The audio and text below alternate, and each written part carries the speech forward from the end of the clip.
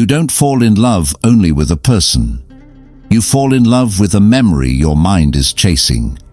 You don't fear abandonment because of the present. You fear it because your subconscious learned its lesson long before you had words for it. Every relationship begins on the surface: smiles, attraction, excitement. But it is shaped deep below awareness, where old emotions, forgotten experiences, and silent wounds still breathe. The subconscious mind never asks for permission.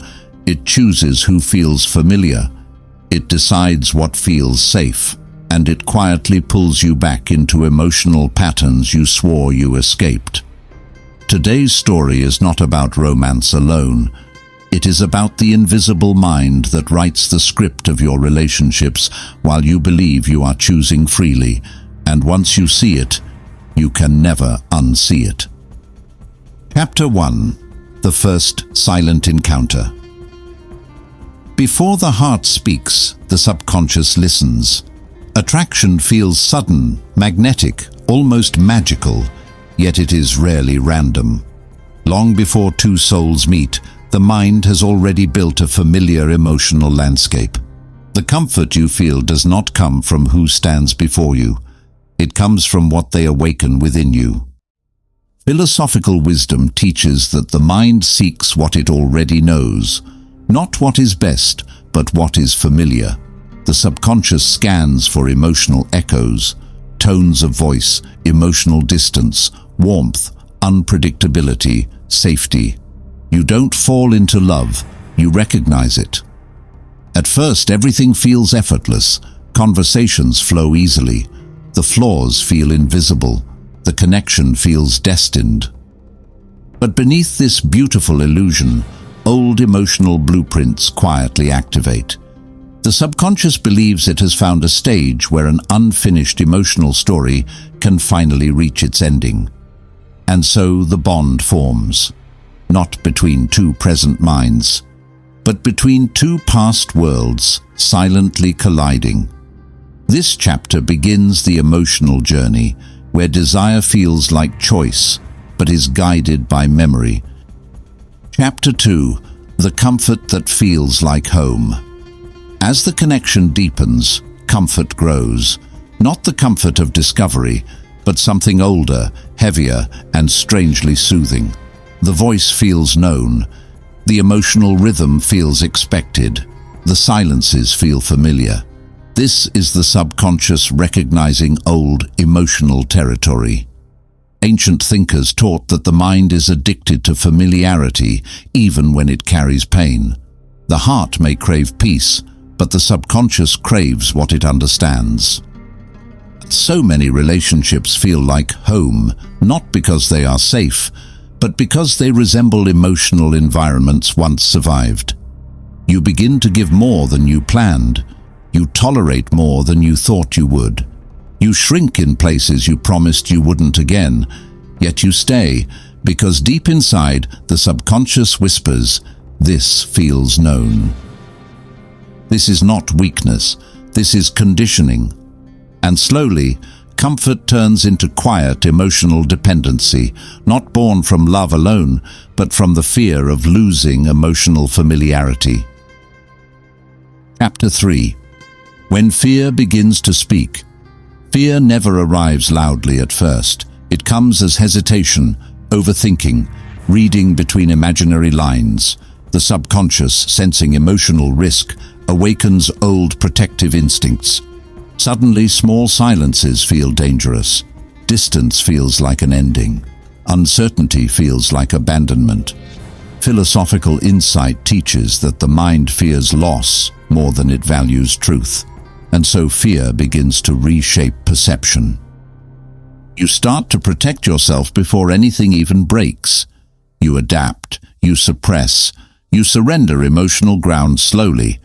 The relationship hasn't changed yet, but the internal atmosphere has.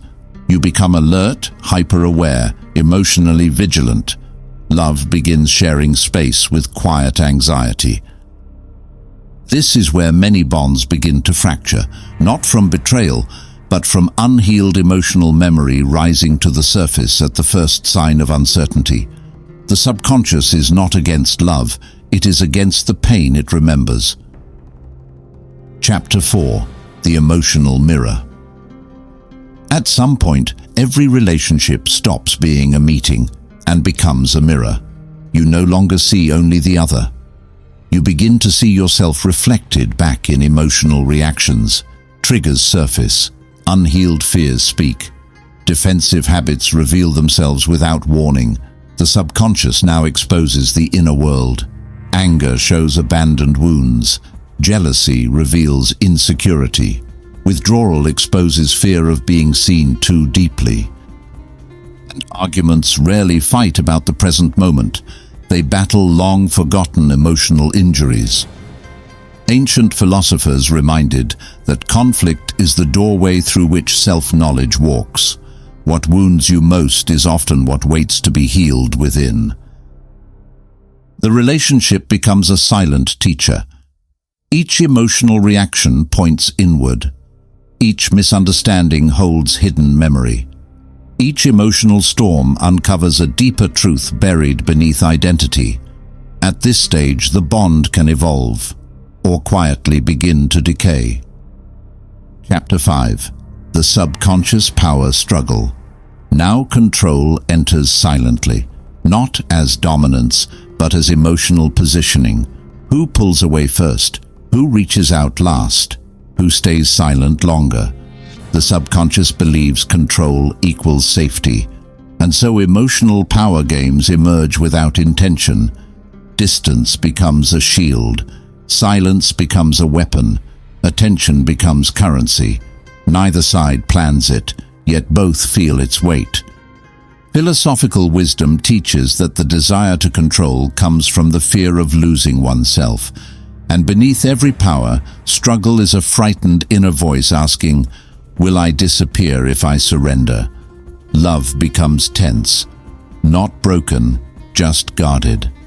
The subconscious is no longer chasing connection alone. It is now trying to survive emotionally. Chapter 6. The Quiet Emotional Collapse. Nothing explodes, no dramatic ending appears. Instead, something softer breaks. Emotional safety erodes quietly. Conversations shorten. Touch fades. Presence becomes distant. Not because love vanished, but because fear took its place. The subconscious now prepares for loss long before it happens. It reduces attachment to minimize future pain. Emotional walls rise invisibly. Connection thins gradually. Ancient thinkers believed that most endings begin long before their final moment. This is that invisible ending, where two souls still stand together, yet feel alone. This stage feels confusing. There is no villain, no clear mistake, only fatigue from carrying unspoken emotion for too long, and so silence slowly replaces intimacy. Chapter 7. Awakening the Hidden Self. When the bond finally loosens, something unexpected happens. The pain does not only hurt, it reveals. For the first time, the subconscious steps into awareness. Patterns become visible. Emotional habits finally make sense. The past speaks clearly. And here lies the quiet victory. Awareness interrupts repetition. Philosophers taught that awareness is the beginning of freedom. You no longer chase familiarity blindly. You no longer confuse safety with attachment. You no longer call survival instinct love. The subconscious does not disappear, but it transforms when understood. And when the next connection comes, it will not begin from memory alone. It will begin from clarity,